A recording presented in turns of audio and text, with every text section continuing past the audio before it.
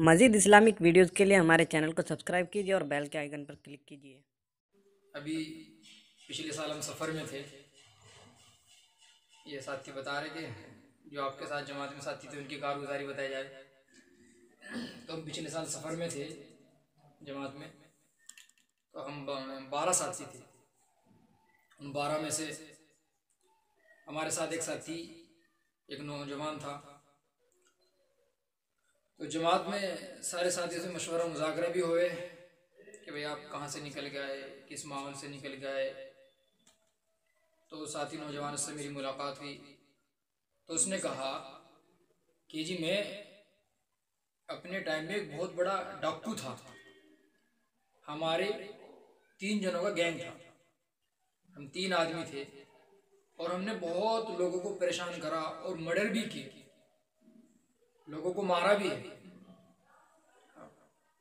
ये खुद बता रहे थे, उनकी ज़बानी है कि हमने लोगों को मारा भी और इतना परेशान किया हद से ज़्यादा, हत्ता कि पुलिस रिपोर्ट में हमारे इनकाउंटर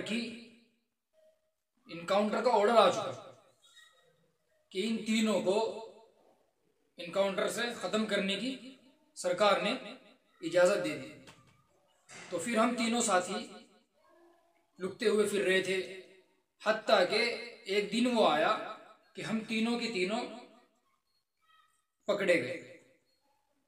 पकड़े जाने के बाद जब हमें तीनों साथियों को इनकाउंटर पे ले गए, एक जंगल था, वीराने जंगल में ले जाके इनकाउंटर करते हैं।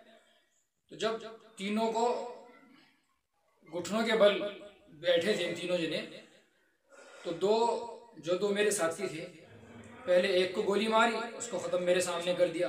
दूसरे को मारी, दूसरे को भी मेरे सामने ख़त्म कर दिया। जब मेरा नंबर आया तो अल्लाह की तरफ से पता नहीं क्या मदद हुई, उन पुलिस वालों पे कहाँ से फ़ोन आया, क्या हुआ, तो उन पुलिस वालों ने मुझे वहीं छोड़ दिया। कि मैं परेशान था, हैरान था कि बंदूक मेरे माथे पे तानी हुई थी, मेरे 2 साथी ख़त्म कर दिए और पता नहीं अल्लाह की तरफ से क्या मामला हुआ कि वो मुझे छोड़ के चले गए। और जब वो मुझे छोड़कर चले गए तो मैं फौरन घर आया और घर आकर मैंने तमाम गुनाहों की तौबा इस्तग़फ़ार की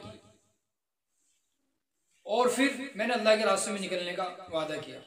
तो वो वही साथी जो इनकाउंटर से वापसी आया था, वो हमारे साथ जमात में वक्त लगा के गया।